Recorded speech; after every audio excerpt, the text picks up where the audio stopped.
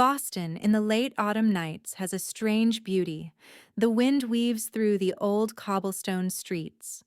The yellow lights draw streaks of brightness on the rain-slicked sidewalks, and somewhere the sweet scent of baked goods drifts from small coffee shops. In that setting, Monica Gray continues her quiet steps not to search for a new dream, but to protect the one dream she has nurtured over the long span of 8 years. Her story has no applause, no words of praise, only sweat tears, and a will that will never yield. Let me open the door to a small apartment in South End, where every brick, every streak of paint tells the quiet yet fierce journey of a woman who refuses to be anyone's shadow. Monica Gray had never been one to show off.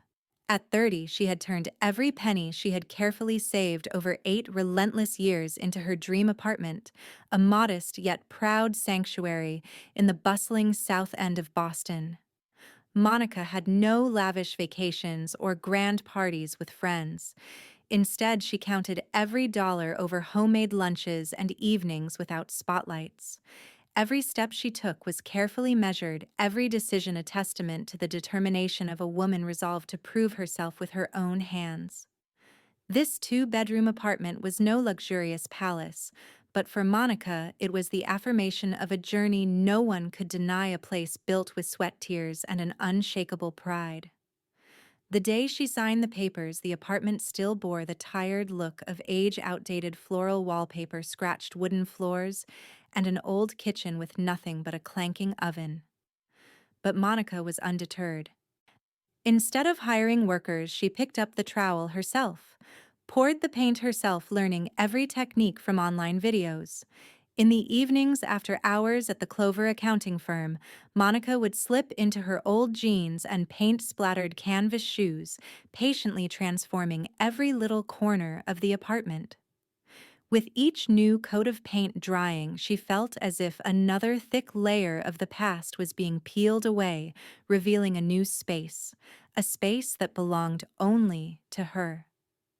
In the simple living room where Monica had placed a secondhand sofa and a bookshelf crammed with old books, she would pause and breathe deeply, taking in the scent of fresh wood and new paint, as if she were proving to herself this was a place she had reached with all her effort and sacrifice. No longer the cramped rental on the outskirts where the roar of trucks filled the nights, no longer the mornings spent sleeping in after exhausting night shifts. This was the result, the beginning of a new chapter Monica had dreamed of since the days she sat in the back corner of meeting rooms quietly working while her colleagues immersed themselves in noisy laughter. Every newly laid tile, every ceiling light she installed with trembling hands stood as a witness to a dream that needed no validation from anyone, only her own pride. On late nights when the city outside had fallen silent, Monica would sit on the wooden floor leaning against the wall, sipping a cup of hot tea. She didn't turn on the lights, the glow from her single desk lamp casting a warm private glow on the gleaming new floor. In those moments, Monica allowed herself to smile, no more reproaches, no more harsh comparisons that her family had always forced upon her. Only the sound of her heartbeat and faith in herself. In her apartment, Monica knew that every day she woke would begin with the gentle drip of coffee and the light streaming through the curtains. She knew that here no one could demand she sacrifice another thing. And as Monica stood in the empty yet hopeful apartment, she knew that in the end, this was the only answer she needed for all the doubts of her family and society. This was her space, her life, and most importantly, the proof of a resilience that could not be broken. That evening, as Monica had just finished painting the last window in her bedroom, she heard the phone ringing insistently in the quiet apartment. It was her mother, Linda, whose voice always pretended to be gentle, but carried commands no one could refuse. "Monica, could you come home this Saturday? It's just a small family gathering," Linda said, her short, sharp laugh cutting like a knife. Monica hesitated, her hand still gripping the half-finished paintbrush, then finally sighed softly. "Yes, I'll come." Hanging up, Monica couldn't shake the uneasy feeling creeping into her chest. She knew very well that the family gatherings her mother mentioned had never stopped at a cozy meal or a few casual conversations. In the past, every time Linda said something like that, it was always a meeting where Monica was the one who had to nod, endure, and sacrifice. But now Monica was different. She was no longer the daughter willing to accept every reproach, every comparison to keep the family dinner peaceful. She was no longer the girl who always bowed her head, listening to her mother's endless praise of Emily, her younger sister, who was always cherished like a princess in the family's eyes. Monica turned off the phone, set it on the kitchen counter, then looked back at her work, the gentle blue walls reflecting the warm yellow light. In this quiet space, Monica saw more clearly than ever that she no longer belonged to the family that only ever placed invisible burdens on her shoulders. Even so, she still made arrangements for Saturday. That morning, Monica stood in front of the mirror, brushed her long hair, and chose a simple gray dress not too showy, but enough for her to feel she was no longer the faint shadow of Emily. On the drive home through familiar streets tinged with the gold of late autumn leaves, Monica reminded herself that she would not let anyone, even her mother, erase her efforts or turn her hard-earned achievements into something easily dismissed. But behind the wheel, Monica still couldn't completely shake the feeling of waiting for something unsettling at the end of the road. Deep down, she knew her mother's gentle phone calls had never been just ordinary calls, and her warm, proud apartment in South End was still waiting for her to return, a quiet reminder that there were limits, and even if her family tried to impose them, Monica had learned how to say no when it mattered. Monica parked the car in front of the old house that Grandma Lucy had left for the two sisters, her grip on the steering wheel tightening as she saw the warm light spilling from the window. In the quiet space of the late afternoon, Monica felt her heartbeat quicken sharper than usual. That house, which held not only childhood memories, but also stood as a witness to the constant simmering differences between her and her sister. As a child, Monica had grown used to seeing Emily always being favored by their parents. When she won a medal in a debate competition, her mother only shrugged. Good, but Emily still needs you to take her to dance class. When Monica worked tirelessly to graduate college with top grades, the whole family was busy planning Emily's 18th birthday party with twinkling lights and music thumping late into the night. Monica had always stayed silent, patiently swallowing every injustice to keep from disturbing the harmony her mother so often preached as the most precious thing. She had once thought that if she was good enough, tried hard enough, she would eventually be recognized like Emily.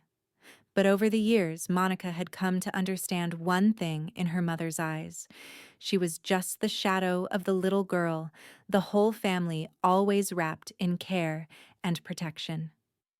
Monica took a deep breath, stepping up onto the wooden porch that still held a faint whiff of November's cold wind.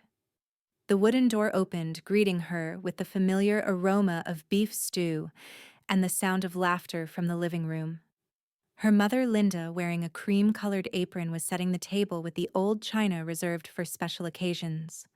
"Monica, you're here, good girl," she said, her tone sweet, but her eyes quickly sweeping over her like she was checking a piece of inventory.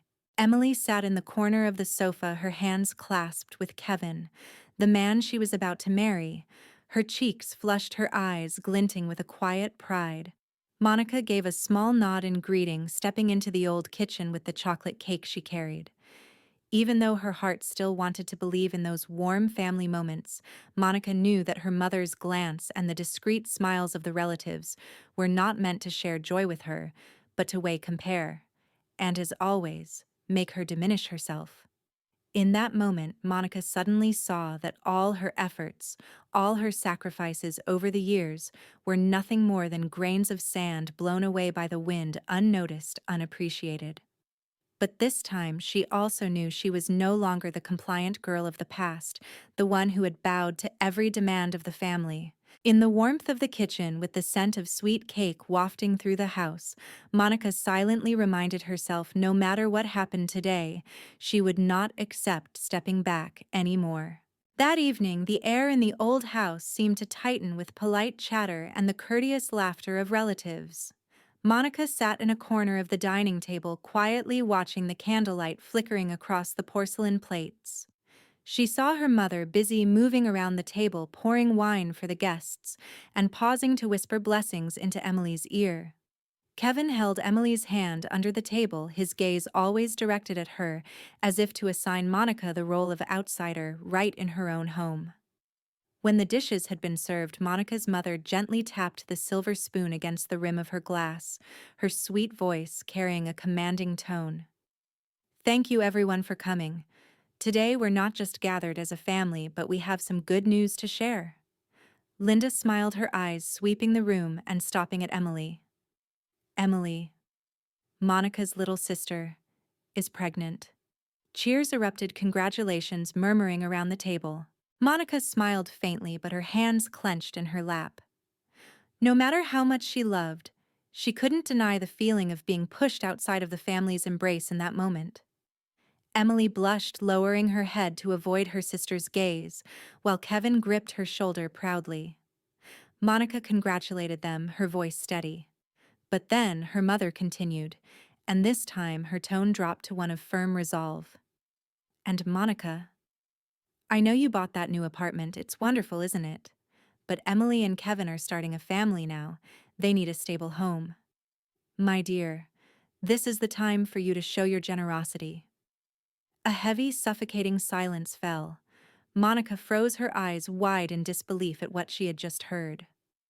Her apartment, her dream, the place where every brick and every coat of paint was soaked with her effort, and tears was suddenly becoming a dowry for her sister, just because she didn't have a family of her own. Monica swallowed hard, her breath quickening. Every gaze turned to her, as if they had already discussed this necessary sacrifice. Her father Frank nodded in agreement with her mother. Emily still kept her head down, and Kevin looked straight at Monica with a cold, expectant stare. "My dear family always puts family first." Her mother smiled, but that smile only cut deeper into the wound in Monica's heart. And for the first time, Monica could no longer keep up the patient smile. She felt as if all her achievements, all her dreams had just been stolen away silently and cruelly by the very people she had always called family. Monica sat there quietly among the room filled with the laughter of relatives, but in her heart was a storm raging. Her mother still poured wine steadily, her smiling face, as if she had never uttered a single cruel word. Her father Frank cast a glance at his daughter with eyes that held a hint of weariness, but still could not hide the agreement in his gaze at the unreasonable request. Kevin intertwined his fingers on Emily's shoulder, his look as if everything had already been decided, as if Monica had only one choice left to agree. She took a deep breath, hiding the sigh, then slowly spoke up. "Mother, I understand what you're saying, but that apartment is my own achievement. It's the only thing I can truly call mine." Monica's voice did not waver, though in her chest her heart was pounding wildly. But Linda only smiled, her eyes cold as steel. "My dear, don't be so selfish. Emily is carrying the first grandchild of the family. You live alone. What do you need such a big apartment for? Sharing is what an older sister should do." Monica turned to Emily, seeing in her sister's eyes a flicker of guilt, but then that look immediately dropped to her plate of food, silently accepting the arrangement.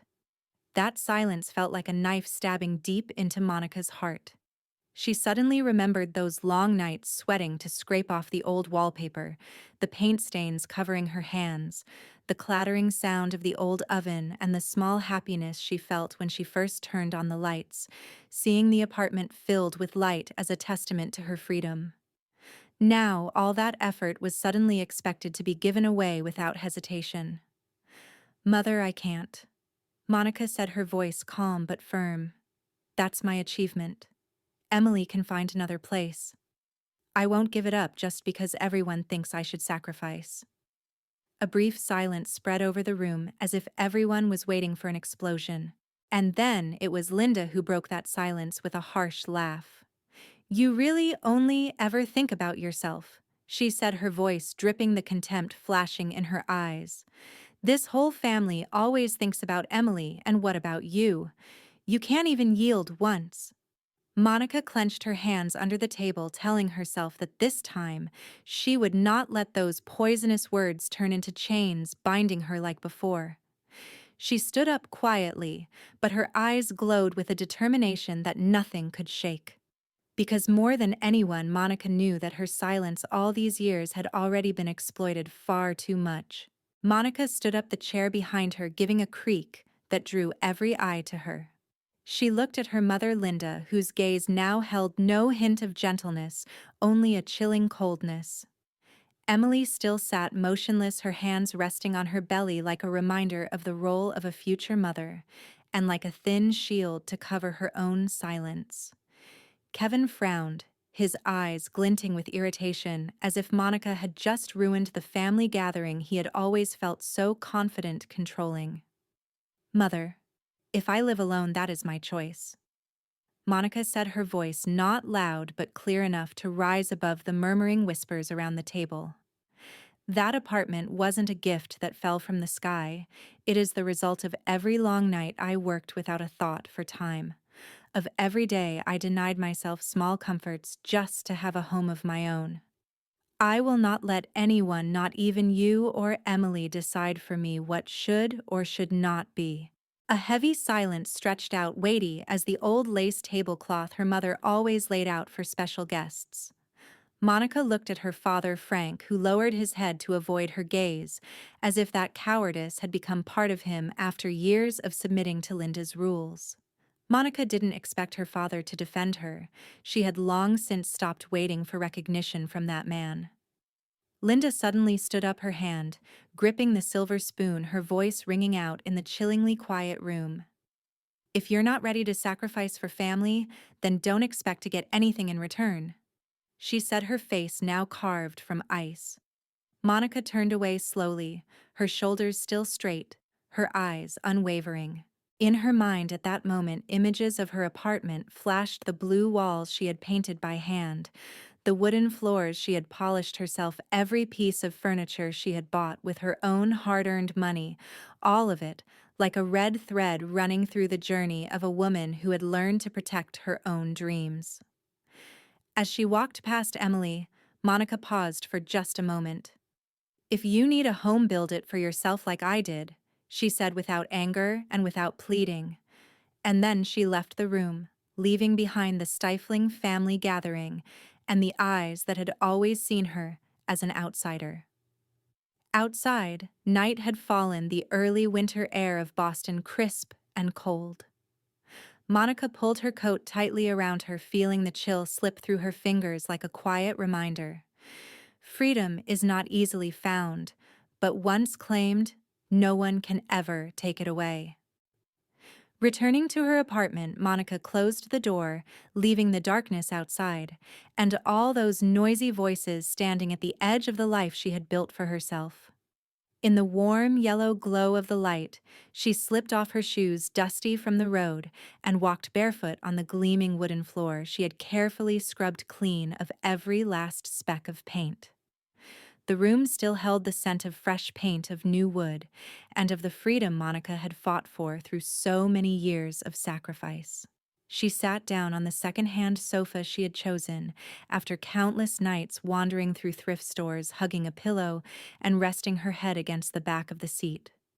Tonight, she didn't turn on the overhead light, only the tiny desk lamp cast its glow over a corner, enough to reflect the peaceful lines of the space she had created with her own hands.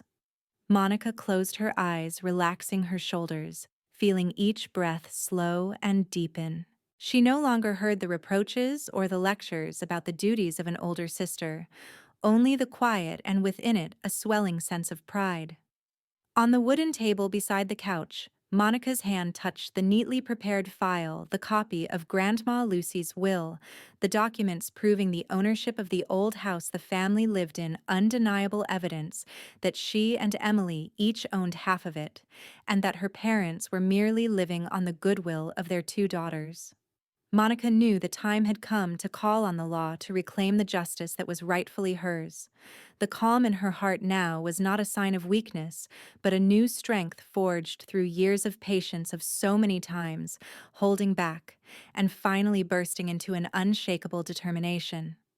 She allowed herself a smile no longer one tinged with endurance, but the smile of someone who had seen her own worth and was ready to defend it to the end. In the warmth of the room and the soft ticking of the clock, Monica knew there was still much to face ahead: the angry phone calls, the recriminations, the stinging bitterness of her family.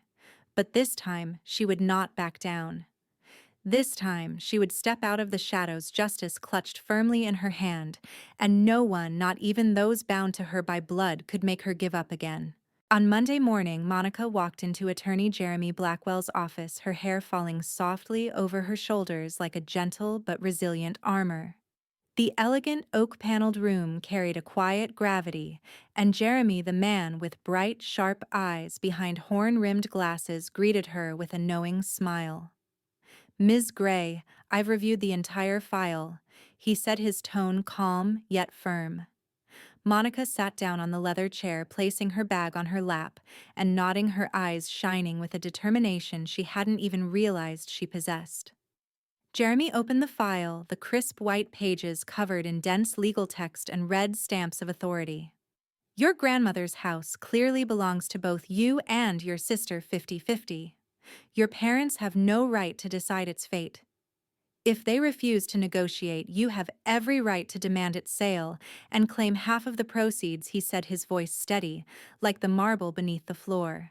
Monica took a deep breath, feeling as though the years of sacrifice and endurance had finally been handed an escape. She didn't want to become an enemy of her parents, but if they continued to see her patience as weakness, she had no choice but to protect what was hers. Jeremy turned to another page, sliding a prepared letter of notice towards her. "We'll send a demand to sell the house. They can buy out your share at market price, or they'll be forced to put the house on the open market. Don't worry, you have the legal right and no one can deny it," he said, his eyes glinting with a trust that made Monica feel a strange calm settle over her. She signed her name, the faint black line trembling slightly but still certain. When the pen stopped, Monica knew that moment was a turning point, the first time she was no longer letting her family decide her fate. As she stepped out of the office, the late morning sun fell across her face, its light shimmering like the tiny halo of someone ready to rise. Monica knew she was no longer the girl who always yielded, no longer the invisible sacrificer at the family table. She was Monica Gray, demanding justice for herself, and no pressure could ever crush that resolve again. 2 months later, the old house had been sold, and Monica and Emily each received their equal share of the proceeds, a sum Monica had only dared to dream of during those long nights, quietly counting every dollar in her savings account. She didn't attend the final signing. Everything was handled through lawyers' emails and polite handshakes that no one truly wanted to offer her.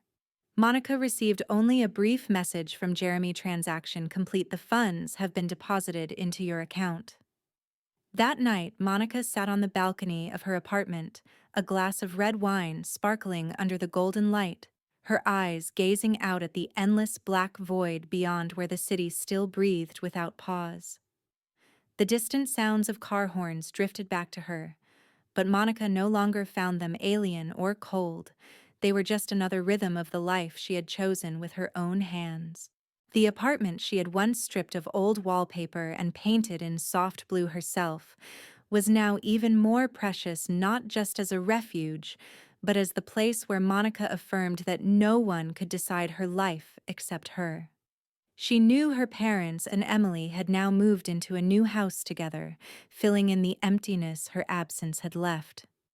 They could tell different stories, create different reasons, But in Monica's heart, that silence was the final answer. They had chosen their own path, and she had chosen hers, and she had no regrets.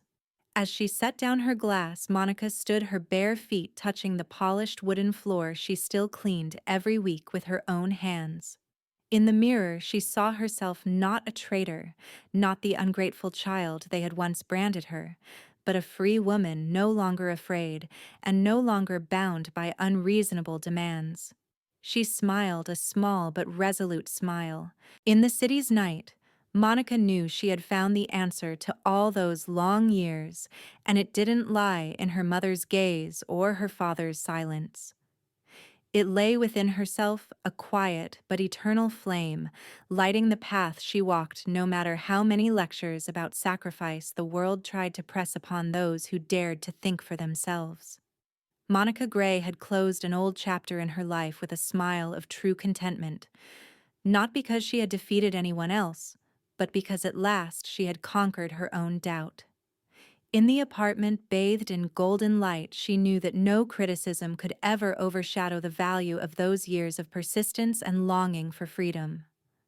Let Monica's story be a reminder that sometimes the greatest courage isn't in stepping out into the world, but in daring to say no to unreasonable demands.